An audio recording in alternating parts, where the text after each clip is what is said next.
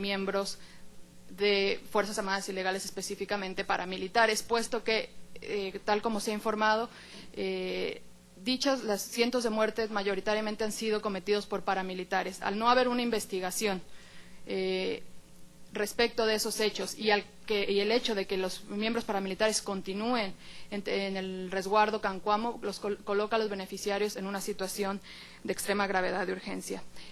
Finalmente, la Comisión quisiera mencionar que ha sido informada que desde la última audiencia pública celebrada ante este honorable tribunal, el Estado y los representantes de los beneficiarios solo se han reunido en una ocasión, lo cual es, la Comisión observa con preocupación por la gravedad de la situación.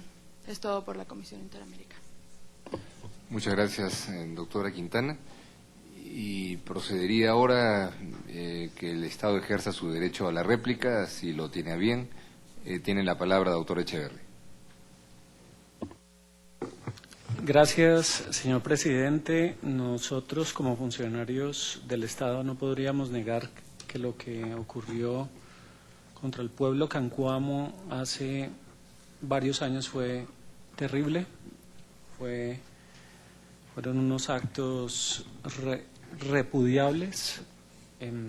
Lo que hemos planteado en esta audiencia es que la situación ha cambiado y ha cambiado notoriamente.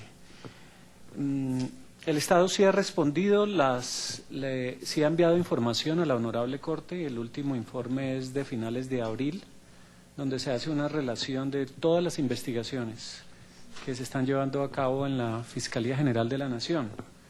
El Estado siempre ha cumplido con su obligación y ha dado respuesta a cada una de las preguntas e inquietudes que está obligado a responderle a la Honorable Comisión Interamericana, y que están incluidas en la resolución, por supuesto, de medidas provisionales. Yo quiero hacer mención a dos situaciones que tanto la Honorable Comisión como los honorables representantes han mencionado. Se han mencionado dos casos: el caso de la señora Hilda Solís y el caso del menor cuyo nombre mencionó el honorable representante de los indígenas. Sí, pero yo prefiero no mencionarlo. Ambas situaciones son situaciones infortunadas, tristes, desastrosas, pero yo tengo que ser muy cuidadoso con la información que voy a dar, porque ambas investigaciones se están iniciando. Lo que yo puedo decir es que la señora Hilda Solís, lamentamos por supuesto su muerte.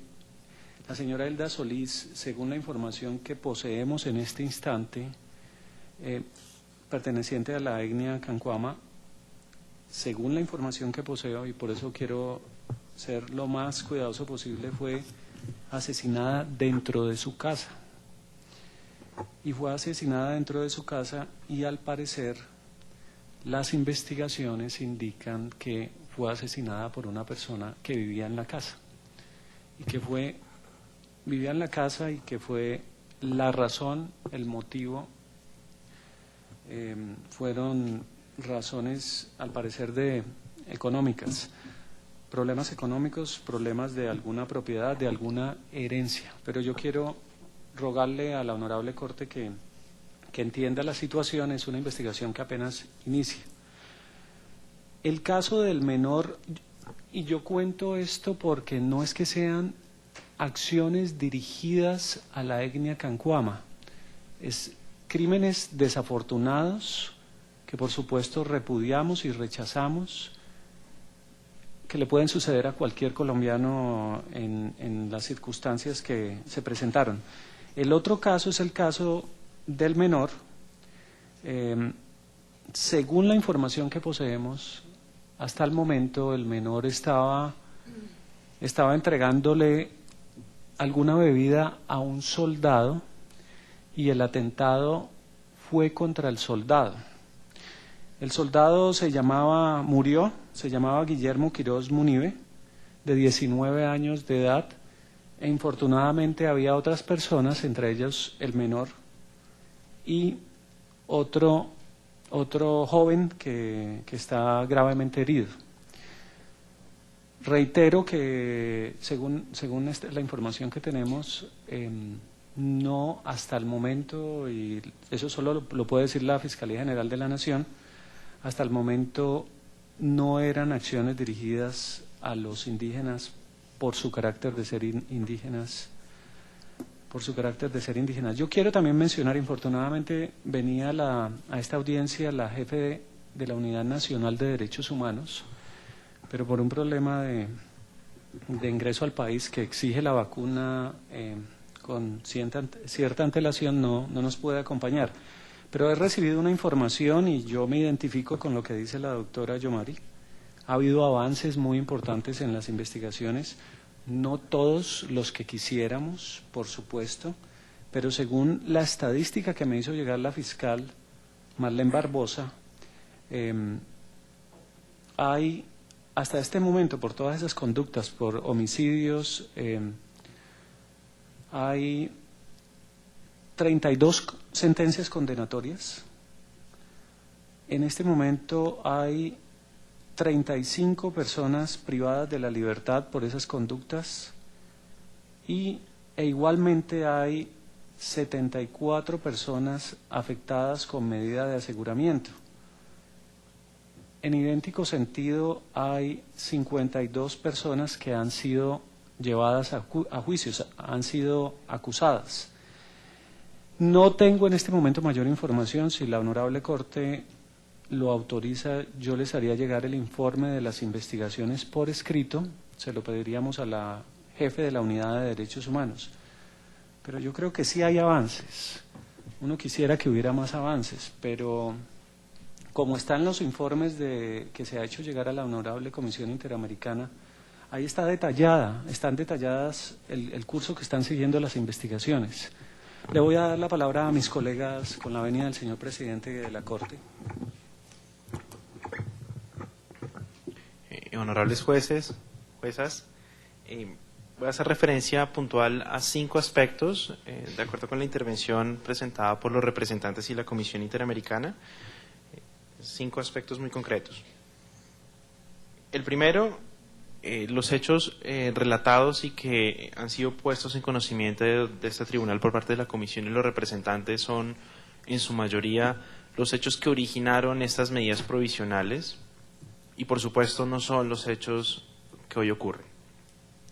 La situación ha sido exitosamente superada en casi todos los aspectos. Segundo, es un llamado ante este tribunal de que los hechos presentados por las partes dentro de este proceso de medidas provisionales requieren un examen muy riguroso y muy juicioso respecto del nexo causal entre el hecho, el riesgo y además de este riesgo con una connotación de extremo, dado el requisito exigido por la Convención Americana sobre Derechos Humanos en su artículo 63.2. No le hace bien al trámite de estas medidas provisionales las generalidades, especialmente aquellas presentadas por la Comisión Interamericana. Tampoco le hace bien mencionar de manera general que hoy subsiste un ataque indiscriminado contra el pueblo indígena cancuamo. Tercero, se ha mencionado el reporte que el Estado debe realizar sobre el plan de salvaguarda étnico del pueblo indígena cancuamo. Sobre eso simplemente reiterar, como se hizo en la intervención principal, no por voluntad del Estado, sino por un acuerdo con la comunidad, con los líderes cabildos de la comunidad, el plan de salvaguarda étnico está supeditado al programa de garantías de los derechos de los pueblos indígenas. Una vez culmine el proceso del programa de garantías, el Estado entrará a formular el plan de salvaguarda étnica con el pueblo cancuamo.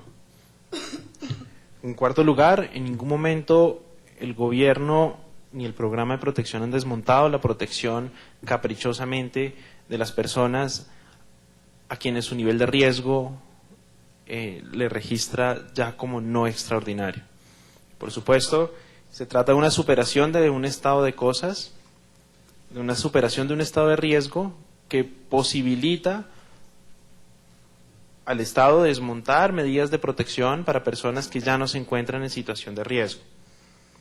El Estado no ha recibido solicitudes recientes en materia de protección, y en este punto es muy importante señalar lo siguiente: las medidas individuales de protección no son adoptadas por un comité interinstitucional del cual tiene participación la población beneficiaria.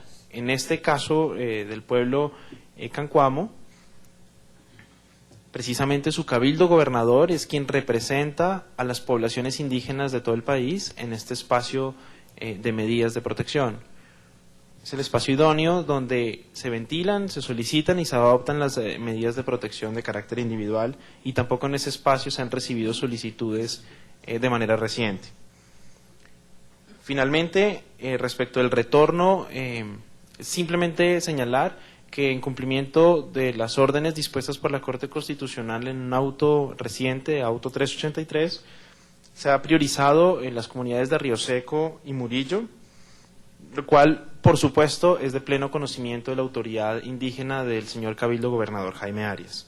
Muchas gracias. Muchas gracias. Discúlpeme, señor juez, quisiéramos solicitar 2 minutos adicionales para poder hacer unas precisiones por parte del Ministerio de Defensa. Ya estamos con el tiempo bastante avanzado porque tenemos otra audiencia a las 7, de manera que le rogaría... Son 2 minutos. Por favor. Bueno, es simplemente para nuevamente reiterar que para el Ministerio de Defensa, digamos, la situación ha mejorado y ha mejorado ostensiblemente.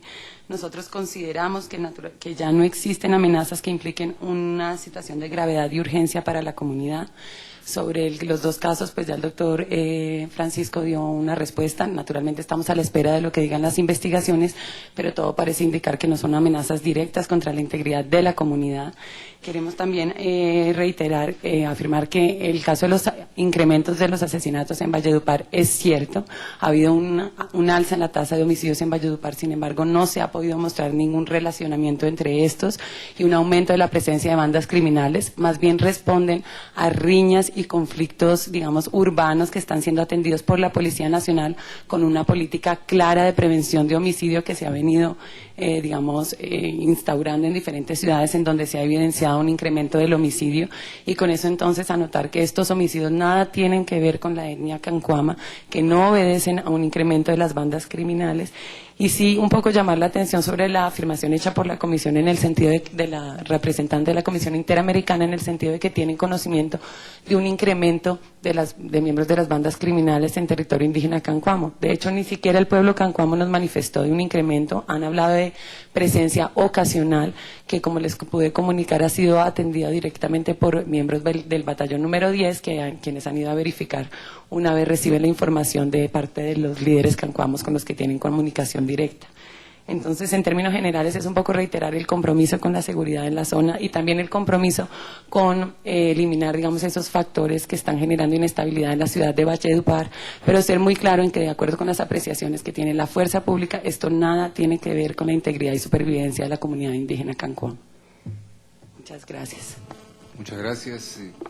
Le doy la palabra a continuación a la representación de los beneficiarios. La doctora Ortegón tiene la palabra. Muchas gracias, señor presidente.